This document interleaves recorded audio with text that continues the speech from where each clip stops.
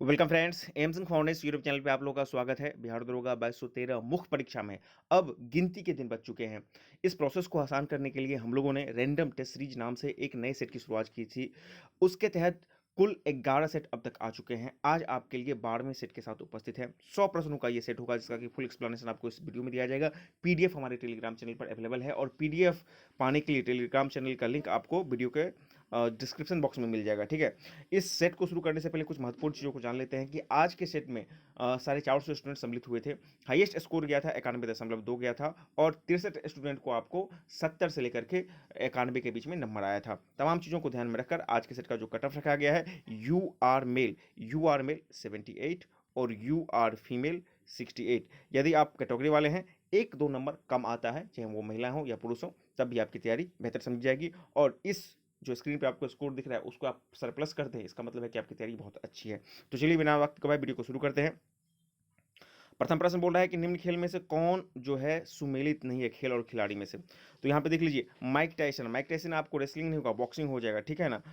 और जो Michael Jordan है बास्केटबॉल, ये बिल्कुल सही हो जाएगा, ऑप्शन है इसका सही हो जाएगा। ठीक है ना। स्मृति मंधाना आपका क्रिकेट हो जाएगा। ल्यूस हैमिल्टन आपको क्या हो जाएंगे, तो वो हो जाएंगे आपको फरारा जो दौड़ होता है, ठीक है ना, वो हो जाएगा। ठीक है ना, जो मतलब कि रेस होता है उस तरह का हो जाएगा। तो ऑप्शन ए इसका सही है। अगला देख लेते हैं, विश्व मौसम विज्ञान संगठन का मुख्यालय कहाँ पर है, बहुत फेमस है। इसका सही उत्तर हो जाएगा आपका ऑप्शन ए, जेनेवा में। निम्नलिखित में से किसने कुतुब मीनार के निर्माण में कोई योगदान नहीं दिया था। जो कुतुबुद्दीन ऐबक हैं उनने दिया था, इल्तुतमिश और फिरोज शाह तुगलक ने दिया था, लेकिन अलाउद्दीन खिलजी के द्वारा इसमें कोई योगदान नहीं दिया गया था। निकोलस कांटी एक यात्री जो विजयनगर आया था, वो कहाँ के निवासी थे। बेसिकली ये इटली से आए थे। सूरसागर के रचयिता कौन है, सूरदास, बहुत ही फेमस है। सूरदास जो है सूरसागर की रचयिता है, ऑप्शन डी इसका सही हो जाएगा। हुमायूं ने 1555 ईस्वी में दिल्ली पर फिर से अधिकार प्राप्त कर लिया था, किसको हराकर। सन 1555 में जो है ये सिकंदर शाह को हरा करके फिर से दिल्ली पर अधिकार प्राप्त कर लिया था। और याद रखिएगा, जब पूछेगा सिरसा का उत्तराधिकारी कौन था, तो इस्लाम शाह था, लेकिन ये सिकंदर शाह को हरा करके 1555 में अधिकार पुनः प्राप्त करते हैं। निम्न में से किस गुरु ने जहांगीर के पुत्र राजकुमार खुसरो को संरक्षण प्रदान किया था। जो जहांगीर के पुत्र थे गुरु अर्जुन देव, पांचवें गुरु, इनको जो है मतलब कि संरक्षण प्राप्त किया था। फलतः इनको क्या हुआ, हत्या भी करवा दिया गया था। अगला देख लेते हैं, द्वितीय पुर्तगाली वाणिज्यिक अभियान का नेता कौन था। आपको पता है कि प्रथम पुर्तगाली अभियान का जो नेता था वो था आपको वास्को दी गामा था, लेकिन द्वितीय का कौन था, तो द्वितीय का हो जाएगा अरे वाराज काब्राल। ठीक है ना, अर वारेज काब्राल, ऑप्शन डी इसका सही हो जाएगा। जोनाथन डंकन ने 1791 में संस्कृत कॉलेज की स्थापना कहाँ की थी, बहुत फेमस है। इसका हम लोग पहले ऑप्शन देख लेते हैं, फिर इसका उत्तर देखेंगे। आइए, इसका ऑप्शन है कलकत्ता, इलाहाबाद, बंबई या फिर वाराणसी। 1791 में वाराणसी में किया गया था संस्कृत कॉलेज की स्थापना। 1882 का इंडियन एजुकेशन कमीशन की अध्यक्षता किसने की थी। ये रिपन के समय का आया था और डब्ल्यू हंटर इसके अध्यक्ष थे। ऑप्शन बी इसका सी इसका सही हो जाएगा। सार्वजनिक वितरण प्रणाली का लक्ष्य क्या है, देख लीजिए। यहाँ पे है, गरीबों को खाद्य सुरक्षा उपलब्ध करवाना, जमाखोरी एवं कालाबाजारी को रोकना, व्यापारियों द्वारा अधिक मूल्य पर जो वसूला जाता है उसको रोकना, या उपरोक्त सभी हो जाएगा। आपको एक प्रथम दृष्टया लगता होगा कि इसका उपरोक्त सभी होगा, लेकिन नहीं, इसका सिर्फ और सिर्फ पहला ही ऑप्शन सही बनता है कि गरीबों को खाद्य सुरक्षा उपलब्ध करवाना। देखिए, वो क्या होता है ना, उपभोक्ता को रियायती दर पर आवश्यक उपभोग की वस्तु उपलब्ध करवाना, ताकि नागरिकों में न्यूनतम पोषण स्तर की स्थिति बनी रही। यही जो है सार्वजनिक वितरण प्रणाली का जो है उद्देश्य है। बाकी कालाबाजारी, जमाखोरी, ये सब करना उसका उद्देश्य नहीं है। ठीक है ना, ऑप्शन ए इसका सही हो जाएगा 11 का। अगले प्रश्न की तरफ हम लोग आ जाते हैं। प्रश्न संख्या 12 बोल रहा है कि आर्थिक नियोजन एक विषय किसका है। ये समवर्ती सूची का विषय हो जाएगा। 12 का ऑप्शन ए इसका सही हो जाएगा। अंतर्राष्ट्रीय मुद्रा कोष के संदर्भ में जो है कोटा किसको कहते हैं। देखिए, आईएमएफ के जितने सदस्य होते हैं ना, उनका एक कोटा फिक्स होता है कि वो उसको कितना कंट्रीब्यूट करेंगे। जैसे इंडिया भी है तो इंडिया का भी है, यूएस है तो यूएसए भी। तो वही है कि विभिन्न देशों द्वारा आईएमएफ को दी जाने वाली सहयोग राशि, ठीक है ना, जितने भी सदस्य होते हैं उनको सहयोग राशि देती है। तो ऑप्शन सी इसका सही हो जाएगा। 1813 के चार्टर एक्ट में भारत के किस क्षेत्र में अंग्रेजी नीति में मौलिक परिवर्तन आया था। देखिए, 1813 का जो चार्टर एक्ट था ना, उसमें प्रथम बार 1 लाख रुपया दिया गया था आपको शिक्षा के विकास पर। तो 1813 का जो चार्टर एक्ट था उसने भारत के शिक्षा क्षेत्र में जो है मौलिक परिवर्तन किया था। ऑप्शन डी इसका सही हो जाएगा। अब देख लीजिए, 20 सितंबर 1932 को यरवदा जेल में महात्मा गांधी ने अमरण अनशन कर किस चीज का विरोध किया था। 20 सितंबर 1932 को तो ये किया गया था आपको, जो रैंक्स मैकडोनाल्ड था उनका जो सांप्रदायिक पंचायत था ना, इसके विरोध में इन्होंने अमरण अनशन किया था। तो ऑप्शन सी इसका सही हो जाएगा। अगला देख लेते हैं कि मुस्लिम लीग ने मुक्ति दिवस कब मनाया था? सन 1939 में जब मतलब कि भारतीयों को ज़बरदस्ती द्वितीय विश्व युद्ध में शामिल कर दिया गया था, तो जितनी भी अंतरिम सरकारें थीं, उन्होंने त्यागपत्र दे दिया था और इसी से खुश होकर के मुस्लिम लीग ने 1939 में मुक्ति दिवस मनाया था, ठीक है ना? निम्नलिखित कथन में से कौन-सा कथन शिवाजी के बारे में असत्य है? देख लीजिए, शिवाजी का आध्यात्मिक गुरु कोंडदेव थे, शिवाजी को 1665 में पुरंदर की संधि करनी पड़ी थी और शिवाजी 1674 में अपना राज्याभिषेक रायगढ़ में के किले में करवाए थे।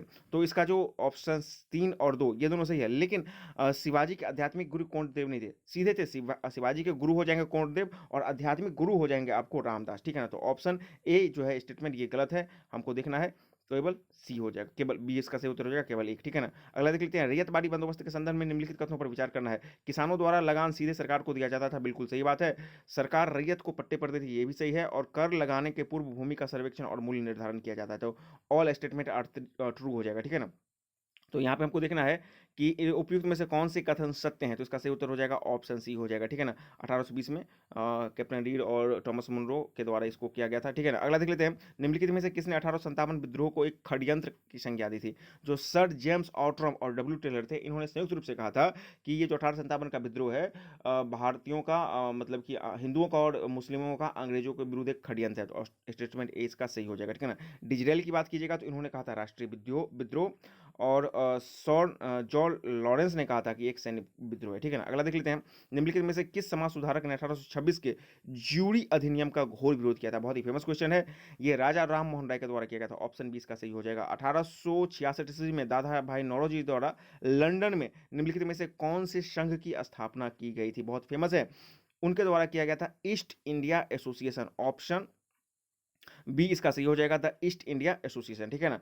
अगला देख लेते हैं हम लोग कि राष्ट्रीय आंदोलन में निम्नलिखित में से किसको नरम दलीय नेता के रूप में नहीं जाना जाता है? एमजी रेनाड एक नरम दल के नेता थे, सॉरी ये आपको नरम दल के नेता थे, नरम दल के नेता में कौन नहीं जाना जाता था? एमजी रेनाडे जो थे वो नरम दल के ही नेता थे, ठीक है ना? हमको चूज करना है कि कौन बेसिकली गरम दल के नेता थे, ठीक है ना? और ऑप्शन देख लेते हैं 22 का।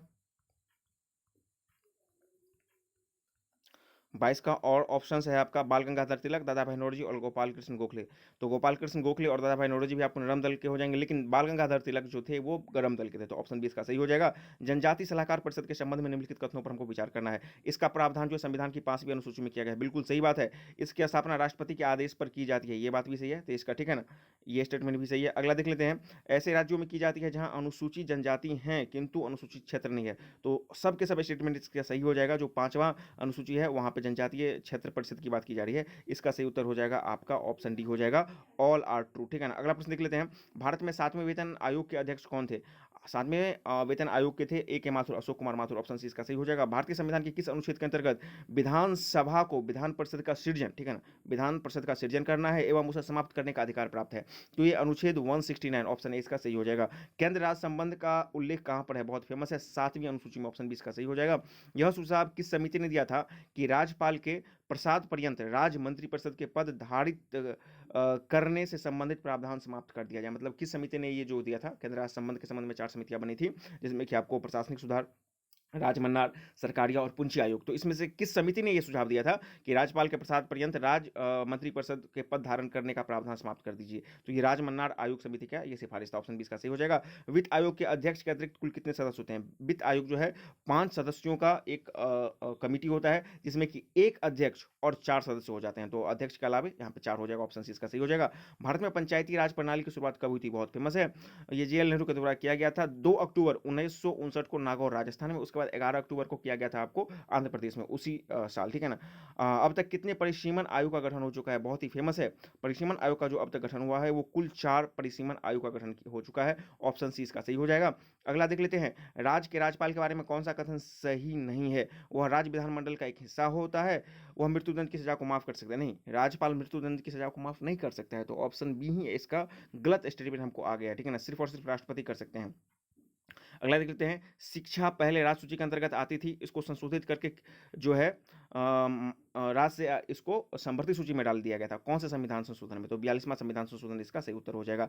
लोकसभा का सचिवालय किसके प्रत्यक्ष नियंत्रण और पर्यवेक्षण में काम करता है? तो लोकसभा अध्यक्ष के, ठीक है ना। नियम समिति में लोकसभा और राज्यसभा के कितने सदस्य होते हैं? बहुत ही फेमस क्वेश्चन है। नियम समिति में लोकसभा के 15 सदस्य हो जाते हैं और राज्यसभा के 16 सदस्य हो जाएंगे। अब आप पूछेगा कि यहाँ पे एक क्यों होगा, बढ़ जाता है राज्यसभा में? तो राज्यसभा में जो होते हैं आपको सभापति, उपसभापति और सब लोगों को मिलाकर के 16 लोग हो जाते हैं, और लोकसभा अध्यक्ष को मिलाकर के यहाँ पे 15 लोग होता है। तो 15 लोकसभा हो जाएगा और 16 राज्यसभा हो जाएगा। अगला देख लेते हैं, भारत की आर्थिक नीति किस प्रकार की है? भारत में आपको पता है कि मिश्रित अर्थव्यवस्था को अपनाया है, जिसमें कि पूंजीवादी भी है, समाजवादी है, दोनों को मिक्स करके किया है। तो ऑप्शन सी इसका सही हो जाएगा। सॉरी, अगला देख लेते हैं, कुल लागत में उत्पादन की मात्रा से भाग देने पर क्या प्राप्त होगा? यदि आप कुल लागत में उत्पादन की मात्रा से भाग दे दीजिएगा तो आपको औसत स्थिर लागत प्राप्त हो जाएगा। ऑप्शन बी इसका सही हो जाएगा। इनमें से कौन प्रत्यक्ष कर नहीं है? देख लीजिए, उपहार कर, आयकर, मृत्यु कर, ये सब प्रत्यक्ष कर हो जाएंगे, लेकिन उत्पाद शुल्क क्या हो जाएगा? वो आपका अप्रत्यक्ष कर हो जाएगा। जैन धर्म किस सिद्धांत पर आधारित है, किस दर्शन पर आधारित है? अद्वैत विशिष्ट, आपको पता है ये होगा ही नहीं। अब एकांतवाद या अनेक एकांतवाद, इसका सही उत्तर हो जाएगा ऑप्शन बी, अनेक एकांतवाद। ऑप्शन बी इसका सही हो जाएगा। संयुक्त राष्ट्र संघ महासचिव जो 1982 से 1991 में जेवियर पियरे द क्यूराइन किस देश के थे? आइए ऑप्शन देख लेते हैं 39 का। ऑप्शन है हमारे पास मिस्र, दक्षिण कोरिया, पेरू या फिर ब्राजील। तो ये पेरू के थे। पड़ोसी राष्ट्र नेपाल का राष्ट्रीय खेल क्या है? हम लोग अक्सर जानते हैं कि डंडी बोया उसका खेल मानते हैं, लेकिन यहाँ पर ऑप्शन नहीं है। इसका सही उत्तर हो जाएगा आपका वॉलीबॉल। वॉलीबॉल में आपको पता है कि 6 प्लेयर होते हैं और यही आपको नेपाल का राष्ट्रीय खेल हो जाएगा। अगला देख लेते हैं हम लोग, थुम्बा स्थित राष्ट्रीय विज्ञान और प्रौद्योगिकी केंद्र की स्थापना कब की गई थी? बहुत फेमस है, 1965 में इसकी स्थापना की गई थी, थुम्बा स्थित राष्ट्रीय विज्ञान और प्रौद्योगिकी केंद्र। अगला देख लेते हैं, पादाल जिसको हम लोग बोलते हैं पैथ्रॉन की सुविधा है, जिसमें क्या होता है? ठीक है ना, ये पादपों के संबंध में है। इसमें क्या होता है पैथ्रॉन में कि नियंत्रित दशाओं में पादपों को उगाना संभव हो जाता है। तो पादपाल है जिसको हम लोग पैथ्रॉन बोलते हैं। ऑप्शन सी इसका सही हो जाएगा। अगला देखते हैं हम लोग कि निम्न में से कौन सी गैस ओजोन परत के अवक्षय के लिए उत्तरदायी है? सबसे ज्यादा जो सीएफसी क्लोरोफ्लोरोकार्बन है, ये ओजोन को बहुत ज्यादा नुकसान पहुंचाता है। किस काल में शिवालिक श्रेणी का निर्माण हुआ था? 44। देख लीजिए, शिवालिक श्रेणी का जो निर्माण हुआ था वो सेनोजोइक काल में हुआ था, ठीक है ना। मेसोजोइक मानव से संबंधित हो जाएगा, ठीक है ना। उसके बाद आप पूछेगा धारवाड़, धारवाड़ हो जाएगा आर्कियन युग का। गोंडवाना हो जाएगा कार्बोनोफोरिस का, ठीक है ना। और दक्कन हो जाएगा क्रिटेशियस का, क्रिटेशियस का, ठीक है ना। तो ये बहुत ही इंपॉर्टेंट क्वेश्चन है बिहार असाइनमेंट्स के लिए, ठीक है ना। तो मैंने बता दिया, धारवाड़ हो जाएगा आर्कियन, गोंडवाना हो जाएगा कार्बोनोफेरिस और दक्कन हो जाएगा क्रिटेशियन का, और इंसान का मेसोजोइक। और यहाँ पे बोल रहा है कि शिवालिक का क्या हो जाएगा? सेनोजोइक। ऑप्शन डी इसका सही हो जाएगा। अगला देख लेते हैं हम लोग कि कावेरी जल विवाद क्या है? कावेरी जल विवाद मुख्य रूप से जो है कर्नाटक और तमिलनाडु के बीच में। 45 का सही उत्तर हो जाएगा ऑप्शन सी। जोहान्सबर्ग किसके लिए प्रसिद्ध है? जोहान्सबर्ग जो प्रसिद्ध है वो स्वर्ण खनन के लिए। ऑप्शन इसका सही हो जाएगा। रेगूर मिट्टी को दूसरे नाम से भी जाना जाता है, जो काली मिट्टी होता है उसी को हम लोग रेगूर मिट्टी भी बोलते हैं, ठीक है ना। ऑप्शन बी इसका सही हो जाएगा। अगला देख लेते हैं हम लोग, वह कौन सा ग्रह है जिसमें कोई उपग्रह नहीं है? मंगल, नेपच्यून, प्लूटो या बुध? बुध में कोई भी उपग्रह नहीं है। सूर्य पर ऊर्जा का निर्माण कैसे होता है? आपको पता है कि वहां पर नाभिकीय संलयन होता है, ठीक है ना। तो ऑप्शन बी इसका सही हो जाएगा। अगला देख लेते हैं, उष्णकटिबंधीय वर्षावन की विशेषता क्या है? उष्णकटिबंधीय वर्षावन में क्या होगा कि अधिकतम जैव विविधता पाया जाएगा। ऑप्शन सी इसका सही हो जाएगा। और भारत का मानसून क्या होता है? उष्णकटिबंधीय मानसून है, मतलब भारत का जलवायु उष्णकटिबंधीय मानसून है। मसाई जनजाति जो है कहाँ की एक आदम जनजाति है? मसाई जनजाति जो हो जाएगी तंजानिया। ऑप्शन डी इसका सही हो जाएगा।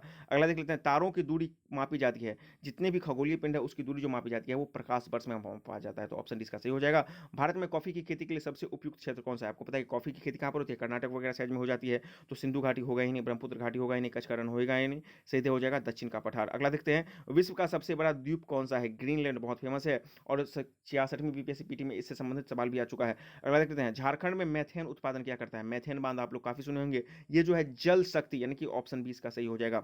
वायु की आर्द्रता यानी कि नमी जो है किस पर निर्भर करती है? तापमान पर, स्थान पर, मौसम पर या उपयुक्त सभी पर? तो तापमान पर भी, मौसम, स्थान सब हो जाएगा। तो इसका सही उत्तर हो जाएगा आपका ऑप्शन डी, ठीक है। अगला देख लेते हैं, उत्तर अमेरिका के शीतोष्ण घास के मैदान को किस नाम से जाना जाता है? बहुत ही फेमस है, इसको हम लोग बोलते हैं प्रेरी, ठीक है ना। तो ऑप्शन डी इसका सही हो जाएगा, प्रेरी बोला जाता है उत्तरी अमेरिका। गंगा की सहायक नदी कौन सी है जो उत्तर की ओर से प्रवाहित होती है? बेसिकली देख लीजिए, जो कोसी है, घाघरा, गंडक है, ये उत्तर से दक्षिण की ओर प्रवाहित हो रहे हैं, लेकिन यहाँ पर बोला है कि उत्तर की ओर, यानी कि दक्षिण से उत्तर की ओर प्रवाहित होगा, तो सोन अमरकंटक से जो आता है, तो इसका सही उत्तर हो जाएगा आपका ऑप्शन सी, ठीक है ना। अगला देख लेते हैं, अंतर्राष्ट्रीय योग दिवस प्रत्येक साल कब मनाया जाता है? बहुत फेमस है, 21 जून। भारत में प्रथम न्यूक्लियर विस्फोट जो हुआ था 1974 में, वो कहाँ पर किया गया था? पोखरण में किया गया था, ठीक है ना। ऑप्शन बी इसका सही हो जाएगा। अगले प्रश्न की तरफ आ जाते हैं। आप लोग कमेंट में बताइए कि जो पोखरण में परमाणु विस्फोट हुआ था, उसका कोड नेम क्या था 1974 वाले का, ठीक है। अगला देख लेते हैं हम लोग, नोबेल पुरस्कार किस देश के द्वारा दिए जाते हैं? बहुत ही फेमस है, प्रत्येक वर्ष ये स्वीडन के द्वारा दिया जाता है। जवाहरलाल नेहरू बंदरगाह कहाँ पर है? मुंबई में। ऑप्शन सी इसका सही हो जाएगा। निम्न में से कौन सा कथन सत्य है? प्रत्येक प्राकृतिक संख्या एक पूर्ण संख्या होती है, प्रत्येक पूर्णांक एक पूर्णांक पूर्ण संख्या होता है, प्रमेय संख्या एक पूर्ण संख्या होती है, किन्हीं दो प्रमेय संख्याओं के बीच केवल एक निश्चित प्रमेय संख्या। देखिए, सिर्फ और सिर्फ स्टेटमेंट एक बन रहा है कि प्रत्येक प्रत्येक प्राकृतिक संख्या एक पूर्ण संख्या होती है। निम्न लिखित में से एक यहाँ पे दिया गया है, 27x³ + y³ + z³ minus 9xyz, इसका जो है एक गुणनखंड क्या होगा? इसको a + b + c के होल के ऊपर आप इसको तोड़ेंगे, तो इसका जो सही उत्तर आ जाएगा आपका ऑप्शन डी हो जाएगा, 3x + y + z हो जाएगा, ठीक है ना। गुणनखंड निकालना है। यदि किसी ठोस शंकु की त्रिज्या आपको जो है 36 सेंटीमीटर, यानी कि आर दिया गया है, और ऊंचाई आपको दिया गया है, आर और एच दिया गया है, तो इसका पृष्ठीय क्षेत्रफल, कुल पृष्ठ क्षेत्रफल क्या होगा? तो आपको पता है कि शंकु का कुल पृष्ठ क्षेत्रफल क्या हो जाता है? पहले तो हम यहाँ पे एल निकाल लेंगे, और एल निकालने के बाद हमारा एल क्या हो जाएगा? √r² हो जाएगा, ठीक है ना। और हमारा जो संपूर्ण पृष्ठ क्षेत्रफल क्या हो जाएगा? πr_l + πr²। इस आधार पे जब इसको हम लोग सॉल्व करेंगे, तो 65 का जो सही उत्तर हो जाएगा आपका ऑप्शन ए आ जाएगा, ठीक है ना। अगला देख लेते हैं हम लोग कि 50,000 रुपया धनराशि को 8% वार्षिक ब्याज की दर से 1 वर्ष के ब्याजों का अंतर क्या होगा जब ब्याज क्रमशः अर्धवार्षिक और वार्षिक को संयोजित होता है? तो इसको आप लोग कर लीजिएगा, मतलब कि आसानी है, थोड़ा सा कैलकुलेशन करना है। इसका सही उत्तर हो जाएगा आपका ऑप्शन सी हो जाएगा, 66 का, ठीक है। अगला देख लेते हैं हम लोग कि किसी वस्तु को एक निश्चित राशि पर बेचा जाता है, अगर इसे इस राशि के 33.5% पर बेचा जाता, तो 33.5% की हानि होती है, तो वस्तु को उसके मूल विक्रय मूल्य से 80% पर बेचा जाए तो उसका लाभ कितना हो जाएगा? ये आपको प्रॉफिट लॉस का है। इसका सही उत्तर हो जाएगा आपका ऑप्शन ए, 60%, 67 का, ठीक है ना। अगला देख लेते हैं हम लोग कि यहाँ पे देख लीजिए, ये वाला क्वेश्चन बहुत ही फेमस आजकल हो गया है, ठीक है ना। यहाँ पे देख लीजिए क्या हो जाएगा, 46 - 4 फिर 9 0, इस तरह से क्या हो जाएगा, 7 2 3 -7/9 9 0। फिर इसी तरह से यहाँ पे देख लीजिए 39 9 0 -3, इस तरह से आपको हो जाएगा। इसको आप लोग कर लीजिएगा, तो इसका जो फाइनल उत्तर हो जाएगा 68 का, वो हो जाएगा आपका ऑप्शन डी आ जाएगा, ठीक है ना। अगला देख लेते हैं, यहाँ पे देख लीजिए 2x - y 2 और xy 3/2 है, तो इसका वैल्यू कितना होगा? बेसिकली हमको xy, एक बार x को y के टर्म में और y को x के टर्म में करके हमको यहाँ पे पुट कर देना है। इसका जो फाइनल उत्तर आ जाएगा आपको, वो आ जाएगा ऑप्शन बी हो जाएगा, 13/4, ठीक है ना। 69 का जो सही उत्तर हो जाएगा आपका ऑप्शन बी हो जाएगा। अगले प्रश्न की तरफ हम लोग चलें। प्रश्न संख्या 70 बोल रहा है कि ए की आय बी की आय से 2/3 तथा ए का खर्च बी के खर्च से 3/4 है। यदि बी की आय का 1/3 भाग ए के खर्च के बराबर हो, तो ए और बी की बचत का क्या होगा? थोड़ा सा इसको आपको थोड़ा सा कैलकुलेशन एक दो स्टेप ज़्यादा इसमें लगेगा, बहुत आसान है, ठीक है ना। इसका जो सही उत्तर हो जाएगा 70 का, वो हो जाएगा आपका ऑप्शन डी हो जाएगा, 3:5, ठीक है ना। 70 का सही उत्तर हो जाएगा ऑप्शन डी हो जाएगा, 3:5 हो जाएगा। अगला देख लेते हैं, यदि 1 + 2 tan square theta + 2 sin sec theta बराबर a/b हो, थीटा जो है 0 से लेकर 90 डिग्री के बीच में हो, तो a + b और a - b का मान क्या होगा? त्रिकोणमिति का सवाल है, इसका सही उत्तर हो जाएगा आपका ऑप्शन डी हो जाएगा, ठीक है ना। अगला देख लेते हैं हम लोग, 6 मिनट में किसी बाल्टी का 4/13 भाग भरा जाता है, तो उसे पूरा भरने में कितना समय लगेगा? बहुत आसान है। 4/13 भाग बढ़ रहा है 6 मिनट में, तो एक भाग कितना बढ़ेगा? 6/4/13, इसको हम लोग करेंगे, फिर उसको सेकंड वगैरह में निकालेंगे। सही उत्तर हो जाएगा आपका ऑप्शन बी, 72 का, कि 19 मिनट और 30 सेकंड, ठीक है ना। अगला प्रश्न हम लोग देख लेते हैं, ए और बी किसी कार्य को 26.2/3 दिन में पूरा कर सकता है, बी और सी इसी कार्य को मिलकर 48 दिन में पूरा कर सकता है, जबकि ए और सी दोनों मिलकर इसी कार्य को 30 दिन में पूरा कर सकता है, तो ए इस कार्य का 60% भाग कितना दिन में पूरा करेगा? बेसिकली आपको ए बी बी सी ए सी ऐसे दिया गया है, ठीक है ना। हमको ए का बारे में पता करना है, तो हमको ए के टर्म में बी को भी ले आना है, सी को भी ले आना है, और पुट कर देंगे, तो 73 का जो आपका फाइनल उत्तर आ जाएगा, वो आ जाएगा आपका ऑप्शन बी, ठीक है ना। ऑप्शन बी इसका सही हो जाएगा, 73 का 24 दिन निकल जाएगा, ठीक है ना। अगला देख लेते हैं हम लोग, एक वस्तु को 10.5% की छूट देकर 716 में बेचा जाता है, यदि 6.5% की छूट दी जाती है, तो इसको कितना में बेचा जाता है? ये भी छूट और बट्टा पर है, बहुत आसान है, थोड़ा सा कैलकुलेशन आपको करना पड़ेगा। इस वाले सेट में आपको मैथ में कैलकुलेशन ज़्यादा है, ठीक है ना, तो उससे आप घबराइएगा नहीं। इसका जो सही उत्तर हो जाएगा आपका ऑप्शन डी हो जाएगा, 748 हो जाएगा। अगला देख लेते हैं कि यहाँ पे एक त्रिभुज एबीसी में एंगल ए बराबर 60 डिग्री है, बी बराबर 50 डिग्री है, इस तरह से आप बनाइएगा आप, ठीक है ना। ए बी सी, बी और सी का ये समद्विभाजक पी है, ठीक है ना। ए बराबर आपको 66 डिग्री बोल रहा है, बी बराबर आपको 50 डिग्री बोल रहा है, ठीक है ना। तो आपको बोल रहा है कि बीपीसी माइनस पीसीए का मान कितना होगा, तो इसका जो मान हो जाएगा आपका ऑप्शन बी हो जाएगा 91 डिग्री, ठीक है ना।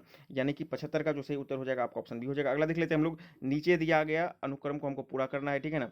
यहाँ पे जिस पैटर्न को फॉलो किया गया है उसके अकॉर्डिंग इसको हम लोग देखेंगे, तो इसका जो अगला पैटर्न हो जाएगा ऑप्शन बी हो जाएगा, DYMR।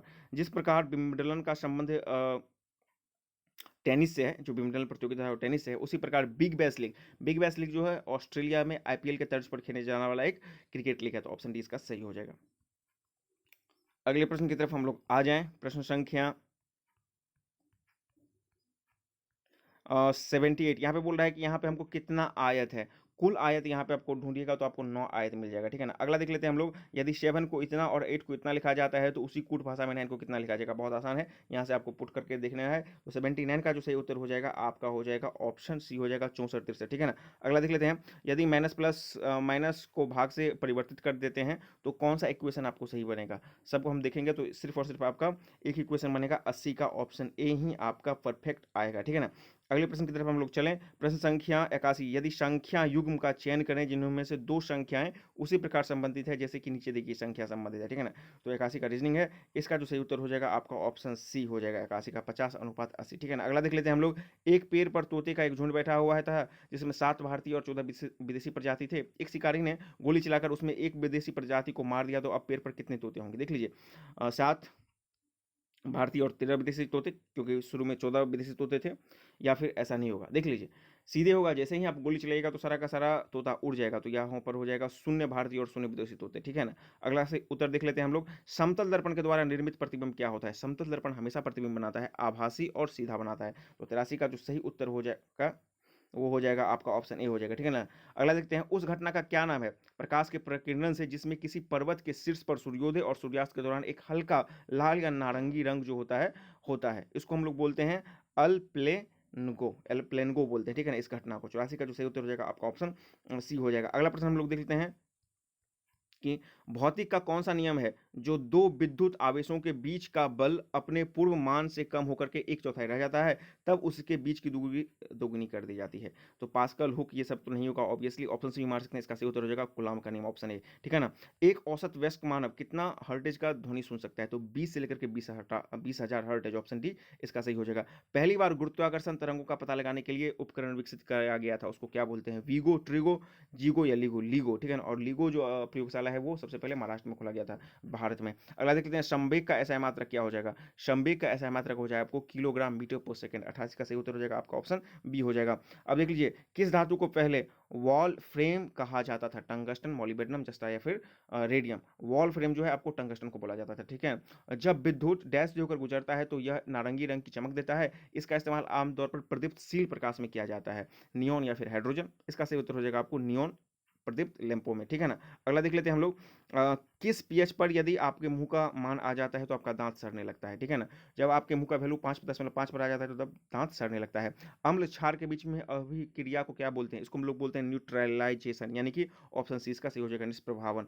अगला देखते हैं, अपमार्जक चूर्ण में मुख्य रूप से कौन सा रसायन मौजूद रहता है। अपमार्जक चूर्ण में जो होता है आपको सोडियम कार्बोनेट रहता है। विलियम क्रुक्स एक भौतिकी रसायनज्ञ थे जिन्होंने डैश तत्व की खोज की और उसे नाम दिया था। जो विलियम क्रुक्स थे एक भौतिकी रसायन थे, उन्होंने जो है आपको थैली थैलियम की खोज की थी, ठीक है ना। ऑप्शन सी इसका सही हो जाएगा, थैलियम, विलियम क्रुक्स। अगला देख लेते हैं 95, पोषण के स्वपोषी रूप के लिए आवश्यक होता है, क्या होता है। स्वपोषी कौन हो गए, जो अपना खुद खाना बनाते हैं, यानी कि जितने भी हरे पेड़ पौधे होते हैं तो उनके लिए क्या क्या आवश्यक हो जाएगा। तो उनके लिए आपको सूर्य का प्रकाश, पानी, क्लोरोफिल और ये सब कार्बन डाइऑक्साइड होगा, यानी कि बेसिकली आपको प्रकाश संश्लेषण के इन चीज़ों की आवश्यकता होती है। ऑप्शन डी इसका सही हो जाएगा। देखिए, निम्न में से कौन सा एक संक्रामक रोग नहीं है, आपको मधुमेह जो होगा संक्रामक रोग नहीं होगा। हाइड्रा या इसको प्लेनेरिया भी बोल सकते हैं। अभी इस पर सवाल आपको मतलब कि जो हाल ही में एग्जामिनेशन हुआ है कल, उसमें भी पूछा गया था, यानी कि फायरमैन वाले में। हाइड्रा में किस प्रकार का प्रजनन होता है, इसमें मुकुलन होता है, यानी कि सॉरी, इसमें जो हो जाएगा आपको हाइड्रा 97 का जो सही उत्तर हो जाएगा आपका विखंडन हो जाएगा, ठीक है ना, विखंडन हो जाएगा। हाइड्रा में किस प्रकार का प्रजनन होगा, तो इसका सही उत्तर हो जाएगा आपका ऑप्शन ए हो जाएगा, विखंडन, ठीक है ना। और अगला देख लेते हैं हम लोग 97 के बाद, हमारे शरीर के किस कोशिकाओं के लोकप्रिय ढंग से मानव शरीर के सैनिक कहा जाता है? हमको बोलते हैं सफेद रक्त कोशिका को। अगला देख लेते हैं, मानव हृदय के किस कोष्ठ में फेफड़ों से प्रचुर ऑक्सीजन युक्त रक्त प्राप्त होता है? तो बायां आलिंद जो होता है, 99 का सही उत्तर हो जाएगा ऑप्शन बी। ठीक है ना। अब देख लीजिए, मूत्र त्याग करने से पहले मानव शरीर के किस उत्सर्जन भाग में जाकर के जमा होता है? जो मूत्राशय होता है, ठीक है ना, वहाँ पे पहले ये जमा होता है, फिर आप इसका उत्सर्जन करते हैं। तो इस प्रकार आपने 100 प्रश्नों का एक बेहतरीन सेट देखा। यदि आपको किसी प्रश्न के उत्तर पे डाउट है तो कमेंट बॉक्स में लिखें, उसको सुधार करवा दिया जाएगा। आज के सेट में आप कितना स्कोर करते हैं वो भी कमेंट बॉक्स में लिखें, और यदि चैनल पे नए तो चैनल को सब्सक्राइब करें, वीडियो को अधिक से अधिक लाइक शेयर करें और हमारे साथ बने रहें इस तरह के और बेहतरीन वीडियो पाने के लिए।